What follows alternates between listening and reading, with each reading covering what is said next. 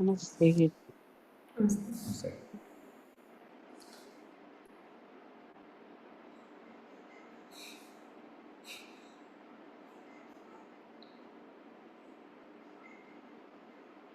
Let us start. Om.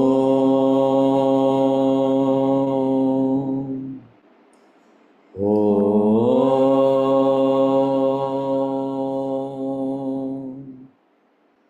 Om.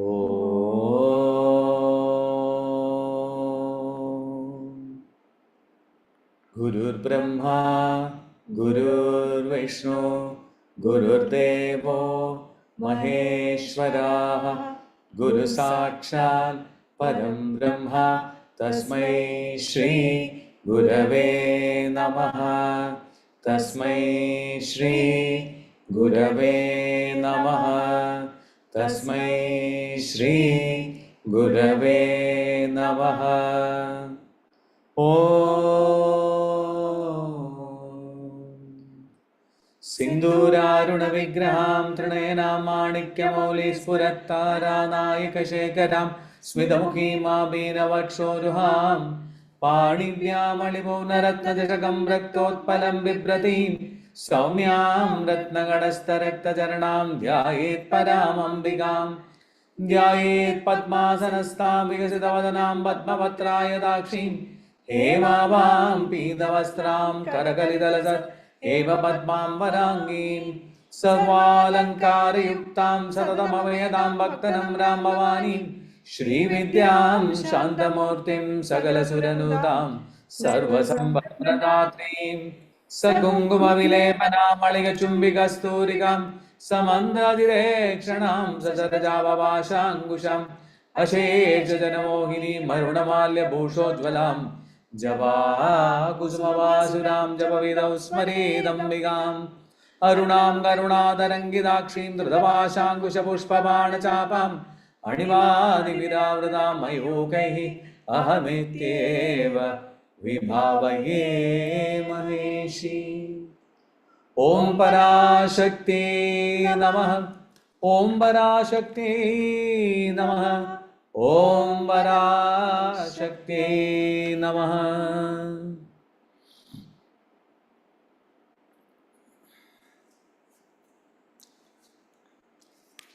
Today we're going to go from 961 till 975.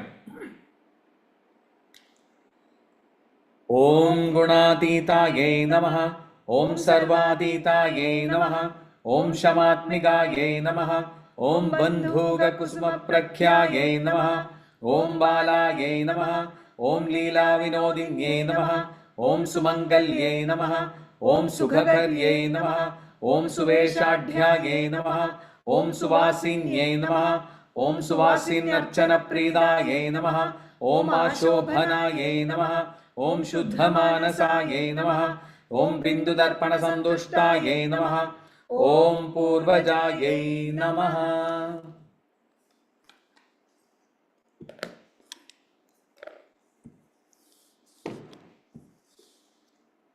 So the last name that we did on Friday was Om Lokatitaye Namaha. Loka Atita, which basically means that she transcends the worlds. So that was the last name that we did on Friday, last Friday. So today the first name is building on that, which is Om Gunatitaye Namaha. With the first name is Gunatitaye Namaha. So she is Guna Atita. Guna Atita. Basically that she is a person. The last one was that she transcends the worlds. This one is that she transcends the gunas. And what are the gunas? The gunas are referring to the Trigunas.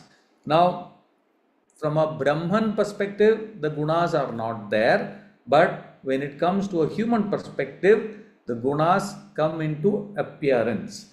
And the mind is formed of the three gunas or the Trigunas.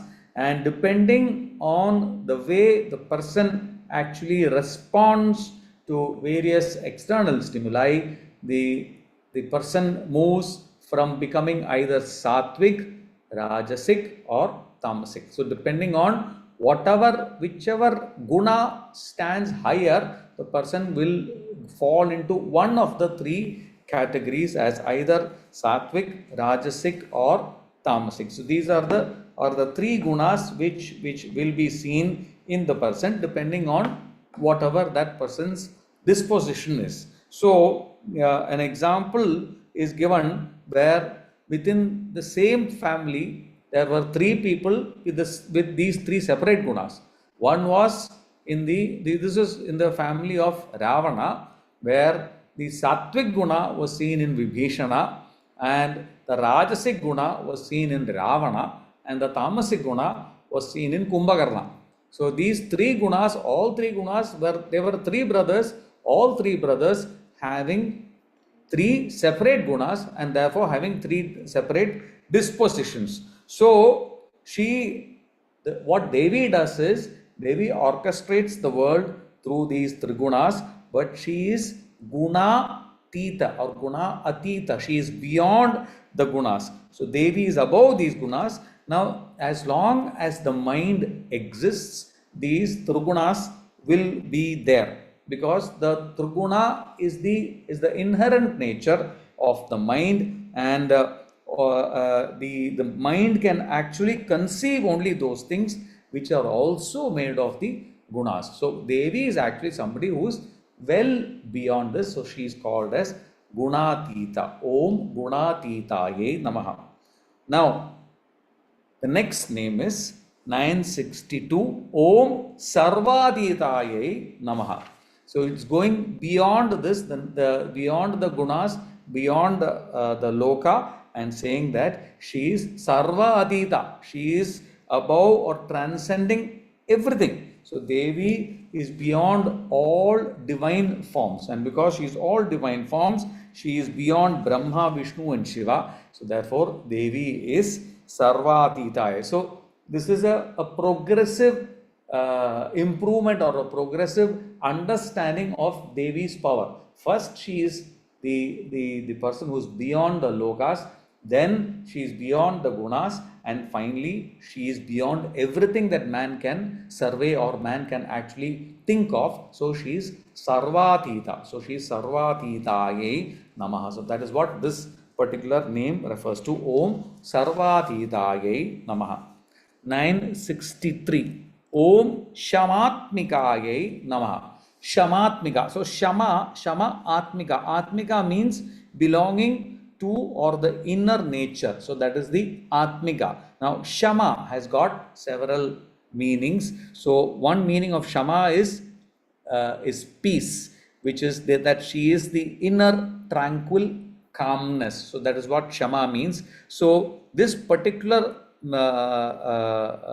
aspect of Devi is reflected in this name, that she is of the nature of peace and bliss. So she is one who is Shama, which is peace and tranquility, and the essence is Cham, which is bliss. So she is the source of peace, and she is the source of divine happiness or bliss, which is the true nature of Devi. She is the source of this particular aspect. Now, the fact is that you look at it from, if you look at the universe is based on the concept of duality, which is the concept of Dvaita. So you have contradiction, you have differences. So the natural aspect or predisposition of the universe is conflict. So Devi's form is there in this universe, and despite the Devi being there in the universe, there is friction and conflict in the universe,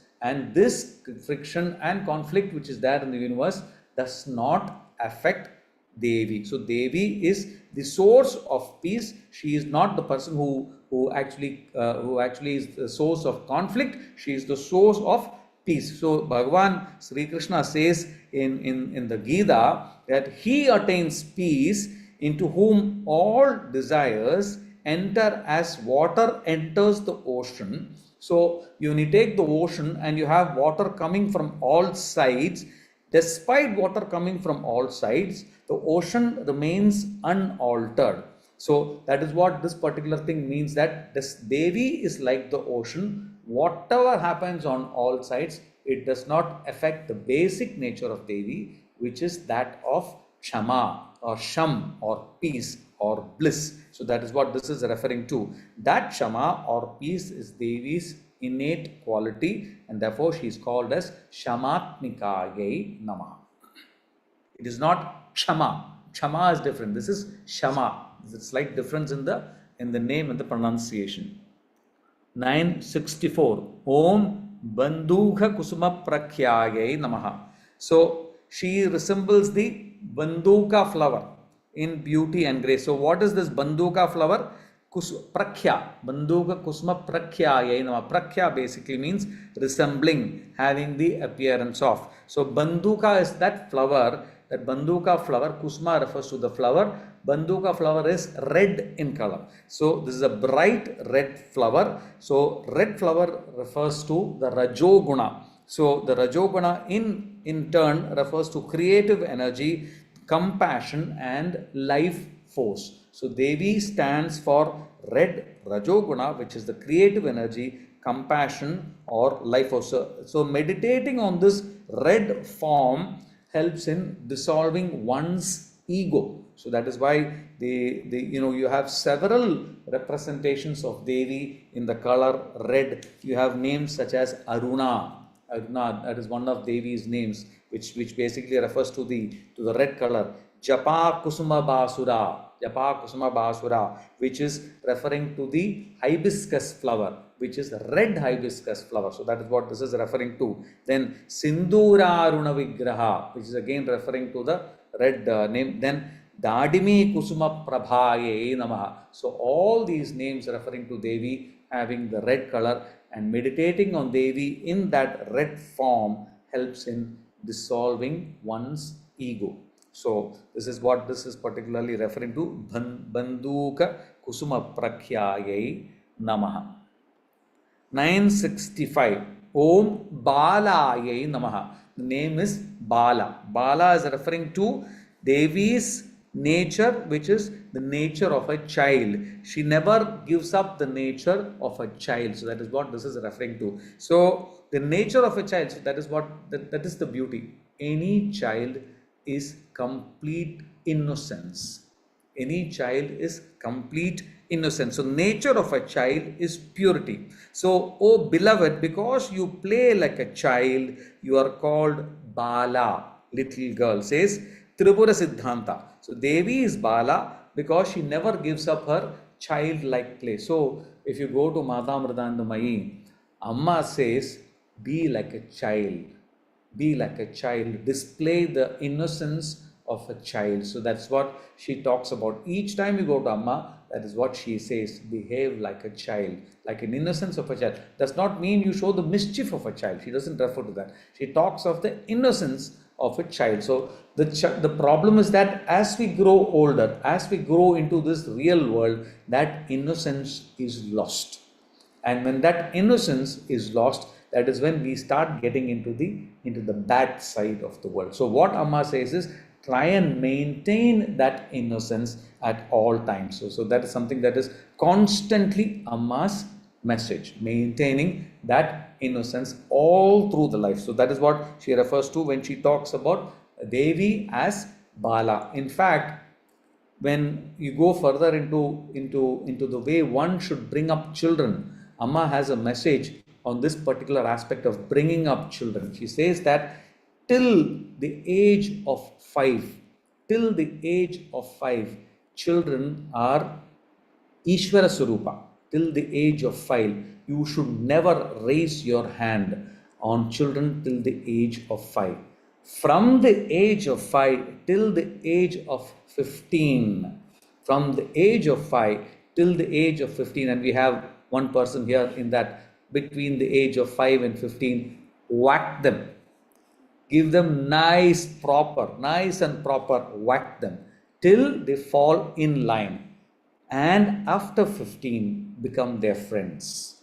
So this is what Amma says. This is the way you bring up children. This is the way to bring up an excellent next generation. That is what she says. This is the way to bring up children till the age of 5. Treat them as gods.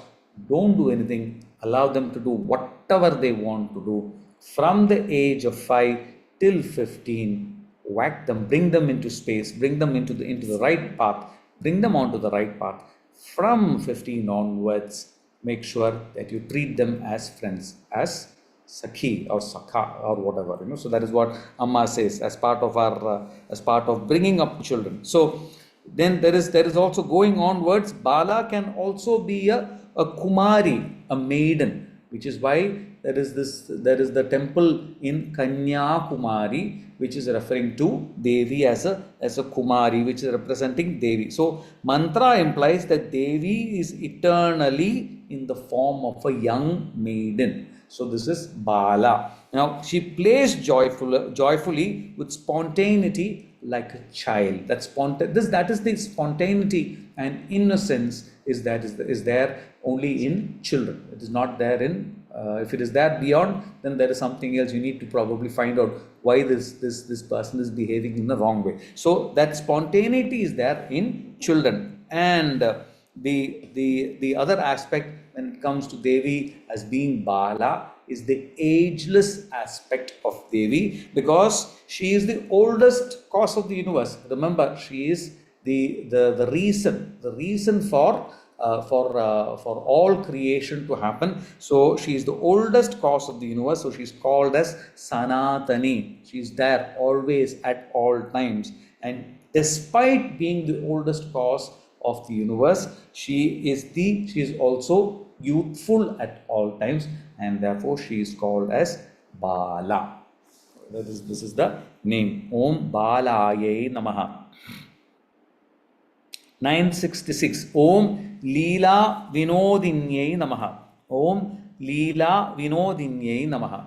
Leela Vinodini. His name is Leela Vinodini. Leela is referring to the sport that Devi engages in. So Vinodini, which means that she who takes joy or finds amusement or pleasure in all the divine sports that she engages in. So what is the divine sport that she engages in? It is the game of Maya. So Devi hides within creation and plays what is called as the cosmic hide and seek. She plays the cosmic hide and seek. So that is the divine sport that Devi engages in. So they say that the creation of the universe is a Leela for Devi. What is the complete game that she engages in? It is creation, preservation and destruction. All these are part of Devi's Leela, divine Leela. So there is a story that Bhaskaracharya talks from Yoga Vasishtha,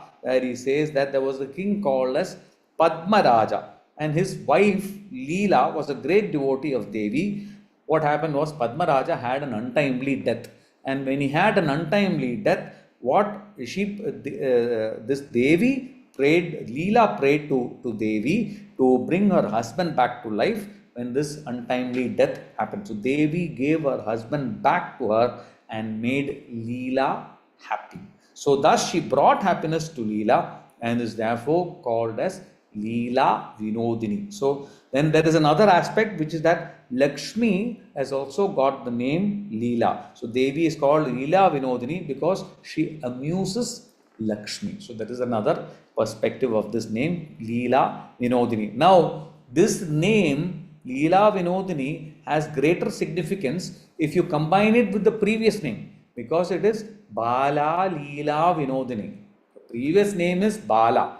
Now Bala is referring to the young aspect, and Leela Vinodini is the Devi who is engaging and delighting in the sport. So if you combine the two names, Bala Leela Vinodini, you can understand the entire scope of Devi, which is the fact that she is young, she is engaging in sport, and she delights in the sport. So this is the complete two names give the complete understanding of Devi's sport and engaging in the sport.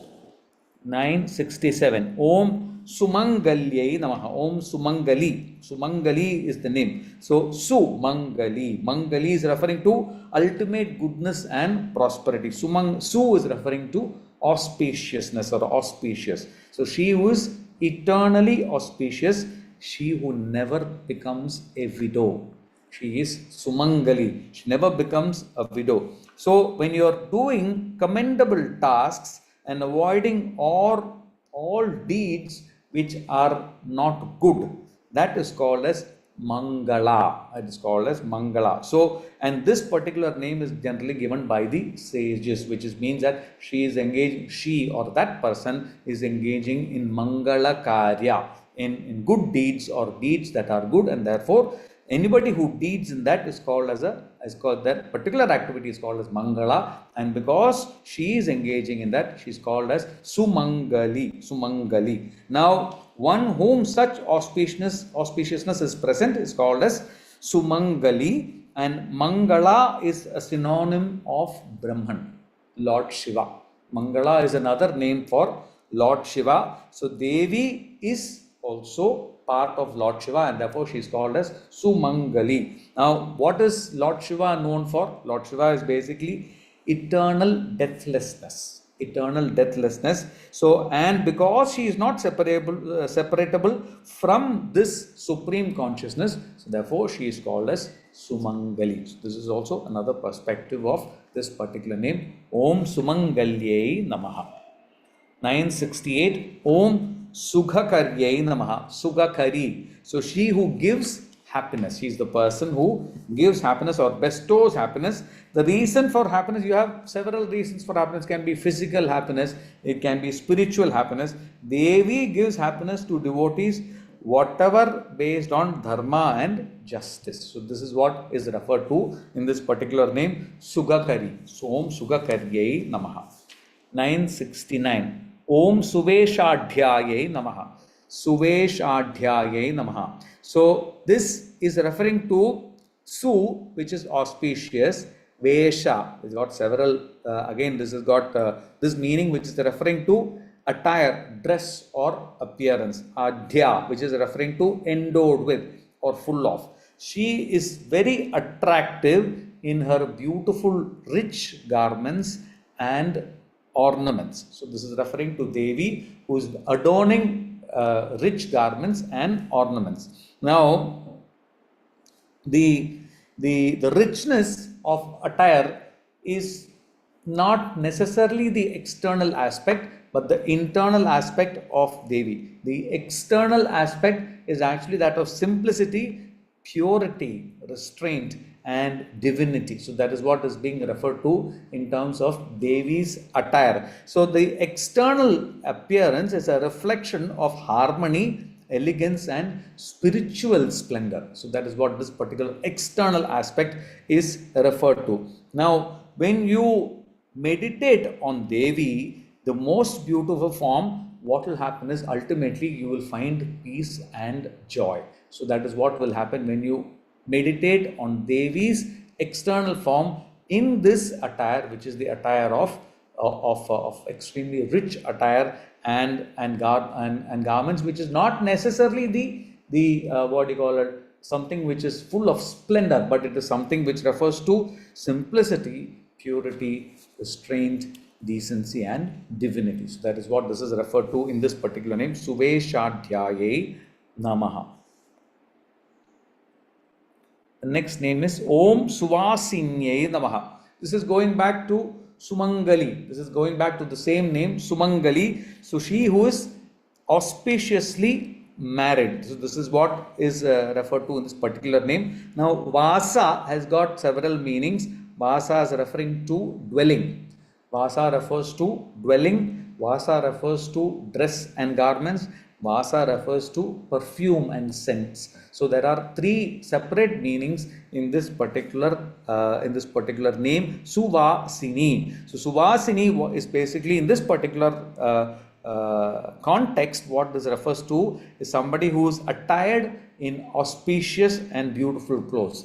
So if you are a married person and if the husband is alive, only then the lady wears proper clothes, is properly attired, wears the sindoor. All these things are happening only when the lady is married and the husband is still alive. Devi can never become a widow.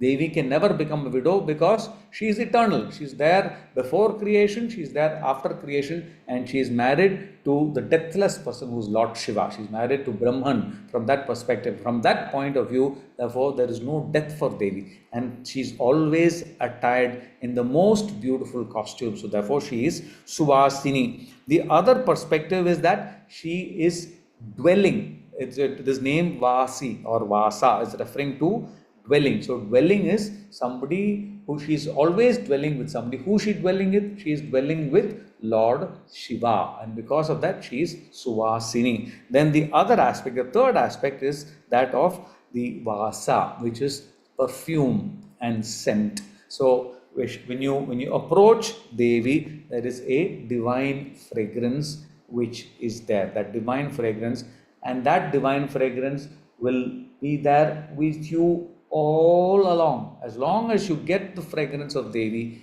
that divine fragrance will remain with you all along. It is not going to be, you're not going to come out from that particular fragrance. So that is what this particular name refers to, Suvasini. So Devi refers to this particular thing which we talked about, which is the auspicious clothes and the dwelling, as well as the perfume or the scent aspect of Devi. Suvasinyai Namaha. 971. Om Suvasinyarchana Pridayai Namaha. Om Suvasinyarchana Pridayai Namaha. So she who is pleased by the worship performed by or performed to married woman. So there are two perspectives, either performed by married woman or performed to married woman. So in this particular aspect, there are the interpretation which is referred to here is the rites or pujas that are offered to married women. That particular pujas done to married women is called as Suvasini Puja. Is also called as Stri Puja. So what is this? In the Suvasini Puja and the Stri Puja, the lady is put on a pedestal, and what is that? Flowers are offered to the lady. The feet of the lady is washed, and arati is done to the married lady. This is done only for married ladies. This is done to the married, and this particular puja is called as Stri Puja or Suvasini Puja. Now there is a further puja which is a tantric perspective, which is called as the Bhairavi Chakra Puja.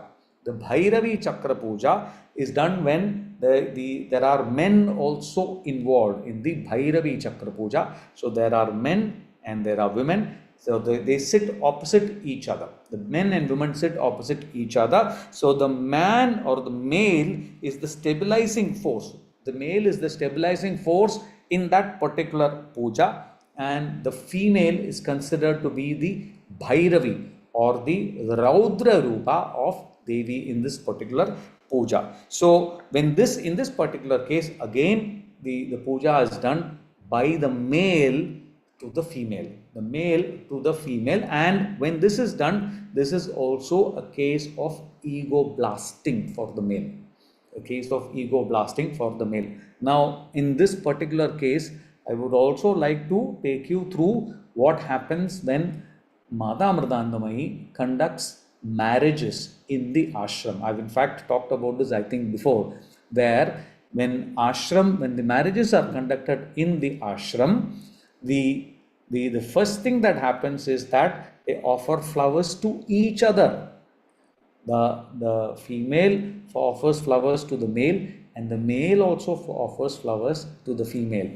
The female falls at the feet of the male also falls at the feet of the female. So both things happen when marriages are conducted by Amma in the ashram. When they are conducted in the ashram, this is the process that is followed, which basically talks of managing relationships within the marriage on an even keel. So it is not that the male is superior in a marriage or the female is superior in a marriage. Both are equal partners in a marriage. So that is what Amma tries to stress upon in a marriage, and that is how marriages are conducted. It might seem very revolutionary and against established traditions, but this is the way it is conducted in the ashram.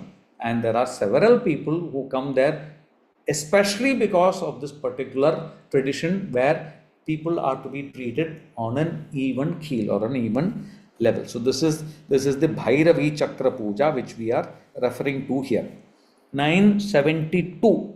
Om Ashobhanayai Namaha. Om Ashobhanayai Namaha.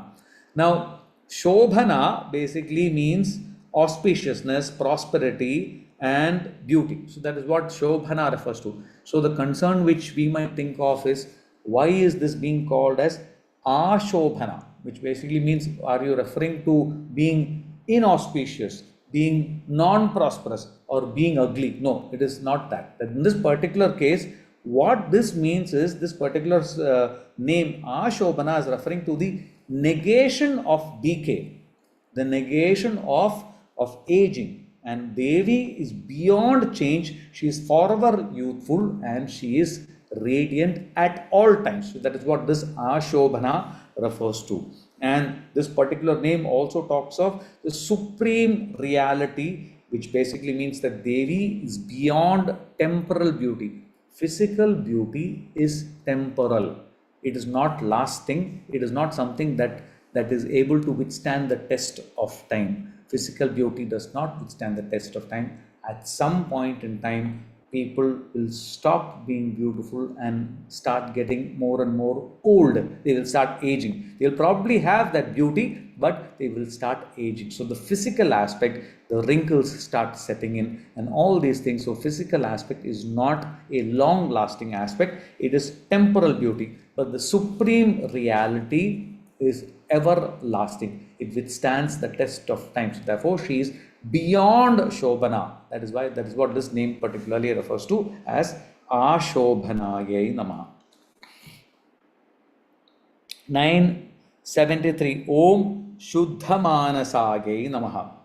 So she is of Shuddha Manasa, which is she is of pure mind, one who purifies the mind of her worshippers. So whoever worships Devi, their minds are also purified. So Lord Krishna defines a pure mind. Lord Krishna says that the Vedas deal with, in the Bhagavad Gita, deal with the Trigunas. Arjuna, free yourself from the Trigunas, from the pair of opposites, and ever remain in Sattva, free from all thoughts of acquisition and preservation, and be established in the self. So what Lord Krishna is saying is, free yourself from desires, because when you have desires, automatically your gunas start moving away from the sattva guna. So therefore, what Lord Krishna is saying is, free yourself from desires, free yourself from the thoughts of acquisition and preservation, and be established in the self. That is what he says there. So as far as the Vedas are concerned, they deal with the three gunas and the desires for the fruits, which always remain in the performance of such rituals. So when you talk of life, the objective of life is to be completely free from this concept of duality and be established in the state of Advaita and abide in a state of complete truth. So you have to turn the mind away from actions that are rooted in the gunas and fix on the self. So once you are free from this sensory inputs and the past vasanas and karmic attachments, that is the only position or only time when Devi can be attained. You are able to approach and attain Devi or get the Shuddha Manasa, with which you will be able to see and experience Devi only by completely giving up all sensory inputs, looking at your past vasanas, giving up your past vasanas and all complete karmic attachments. So the divinity within Devi bestows pure mind to all devotees. So this is what this particular name refers to. Om Shuddha Manasayai Namaha. 974. Om Bindu Tarpana Santushtaye Namaha. Om Bindu Tarpana Santushta. Tarpana is referring to the rituals. It's referring to all the rituals. Santushta, she is happy. So she is pleased by offerings to the Bindu.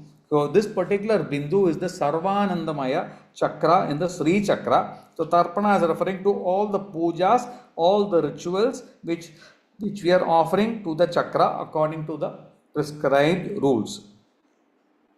So there is a, Amma again goes back, talks about the human laziness. She says that the lazy mind will say that all these rituals are, all these things are meaningless and I am not going to follow them. All these observances are meaningless and I will not follow them. So now only those who are extremely lazy will say that. People who have a little bit of spirituality inside them will actually follow quite a bit of these rituals. So life is not intellectual, but there are emotional aspects related to life also. You have things like naming of a child, giving solid food for the first time, then celebrating the first birthday. All these rituals that are there, these are ways of demonstrating emotion. Now, if you don't do the naming ceremony, if you don't do the 28th day ceremony, even then the child is going to grow anyway. You are giving solid food, you are not celebrating it, the child will grow anyway. It is God. But these are rituals which we are doing.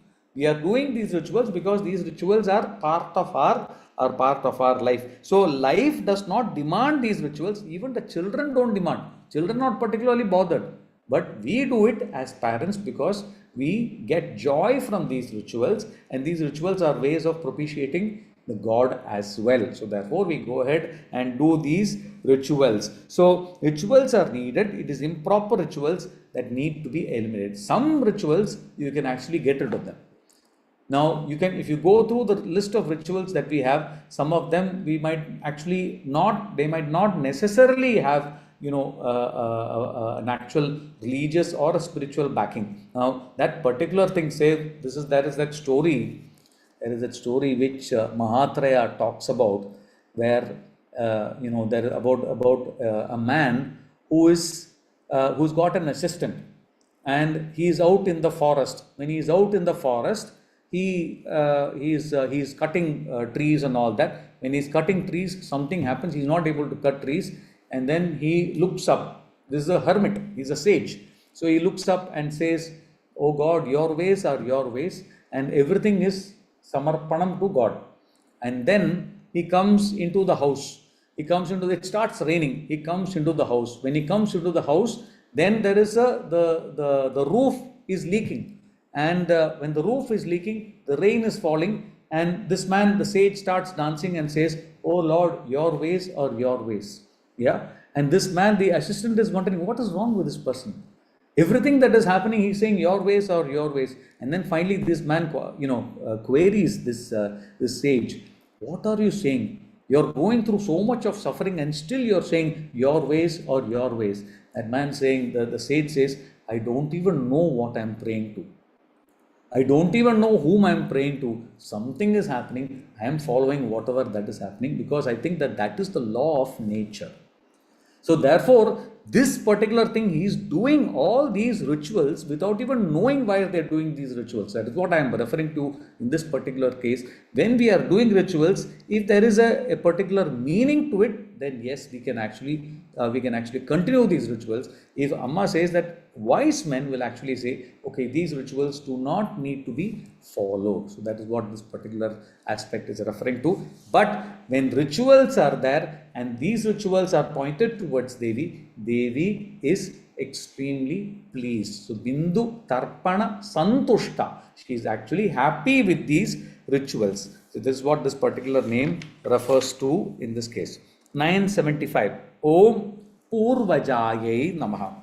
So Purvaja is referring to the people who were before us, the firstborn. She was ahead of everyone. So she is, who's Purvaja? Purvaja is referring to Devi. So she is the person or that which existed at first. It is the same Brahman as the original Prakriti or the Moola Prakriti. and she continues the creative process. So Purvaja is referring to Moola Prakriti. So it is the first Shakti, the primal Shakti, which is responsible for all creation and went on beyond creation into preservation and ultimately into dissolution. So because she was there right at the beginning, she is Purvaja, the person who was right at the beginning. So that is what this name is referring to in terms of reference to Devi.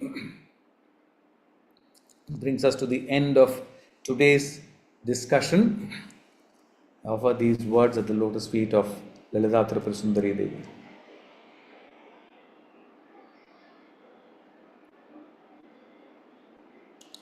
Oh,